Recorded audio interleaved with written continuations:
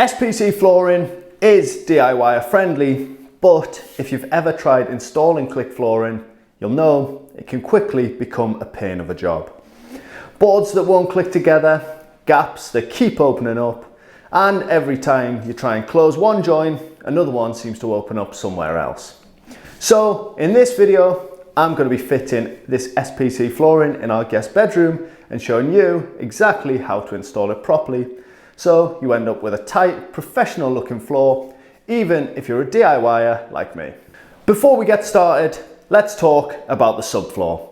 This needs to be pretty flat and level, or you're going to have issues like we did on our kitchen flooring nightmare. I've covered that all in a different video, so if you want to know more about that, check out that video, linked down below in the description.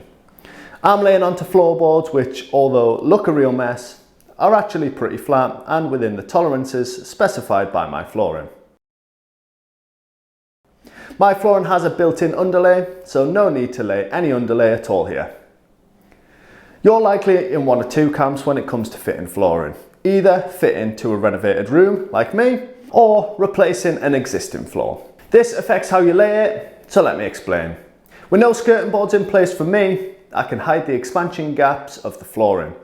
But if you've got skirting boards in place, they need to either be trimmed to slip the flooring under, or you're going to have to add trims at the end. I'm actually going to have to trim my feature wall here to allow the first row of flooring to slip under this. And I'm actually using a cheap biscuit jointer to do this, which is quicker than having to use a multi-tool, although I did have to finish a few spots with it. That feature wall dictated where I started my first row, but in your room, you can start from your longest straight wall. Just a quick word of warning, most manufacturers recommend to let the floor sit in the room for a day or two before fitting it to let it acclimatise. I've had mine in here for over a week, so more than enough time.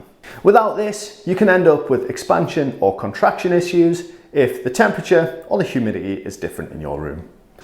Once I have the wall ready, I can lay out the first couple of boards and then measure up for the final board to be cut to size.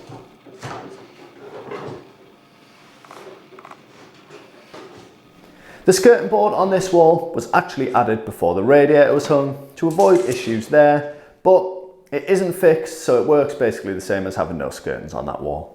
Cutting these boards is really easy if it's just one length you need. You just need to score with a knife and then snap them. If it's a more detailed cut, you can use a saw, but the blade is going to get dull from this.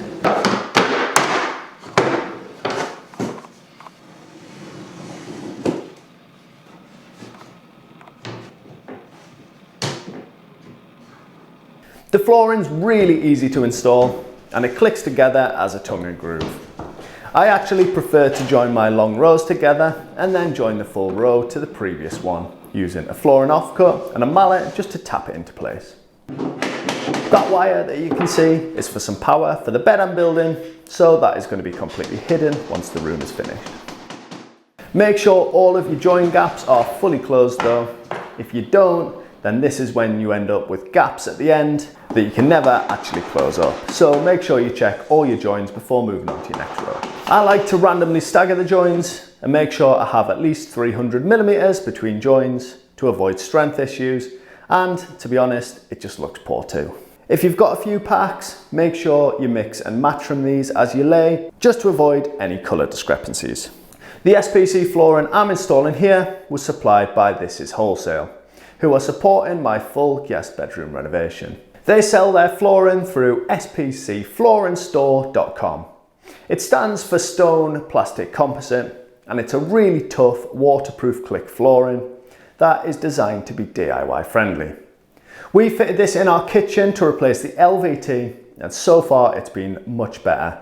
With the built-in underlay and the more durable surface, especially handy when your toddler decides to test it out all the time. I'll link the exact one I'm using in this room down in the description if you want to go and take a look. The perimeter of the flooring needs an expansion gap of around 10mm, but this is going to be specified on your flooring instructions. I kept laying my rows until I got to the end of the built-in wardrobe. That area then increases the length of the new row towards the door, so I need to cut a stepped piece, and for this I just used a multi-tool with an old blade.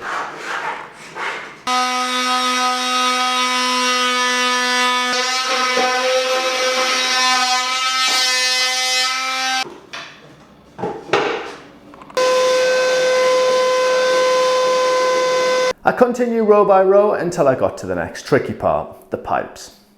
At this point, you need to lay the full closest board and then measure and mark up the position of the pipe for the next board. I then drill a 19mm hole for the pipe to fit through, as this leaves a little gap around the edge. And then I cut straight lines to the edge of the board so it can slip into place.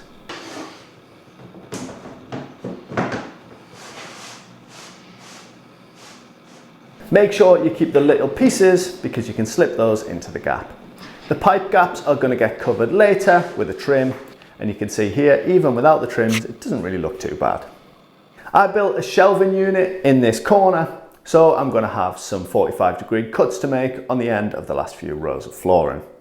At the other end of these runs, I was meeting the door threshold, so I measured up from the opposite end, and then I marked and cut my last boards to fit.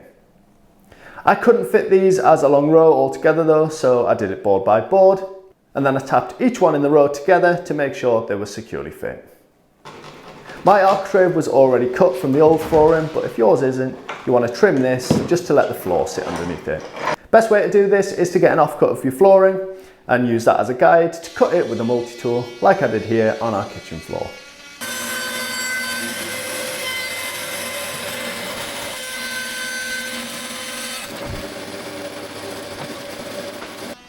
My final piece just needed the corner cut out to fit around the door frame, so that was slipped under the architrave and then knocked together to close up any gaps.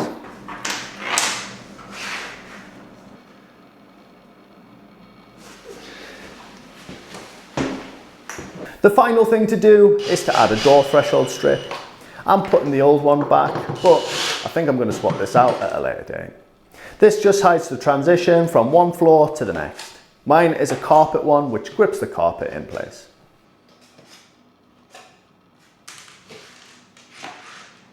And then that's the flooring all laid. It looks a lot better than the old floorboards, but adding the skirting boards really finishes this off. I'm not actually doing that in this video as it's another job altogether, but if you want to see that process, then I'll be posting another video in a couple of weeks doing mine on the channel. Thanks again to This Is Wholesale for supporting the full renovation build. It's almost finished now, so make sure you subscribe so you don't miss the big reveal. If you want to watch more of the renovation, check out the playlist on the channel. As always, thank you for watching, and I'll see you in the next one.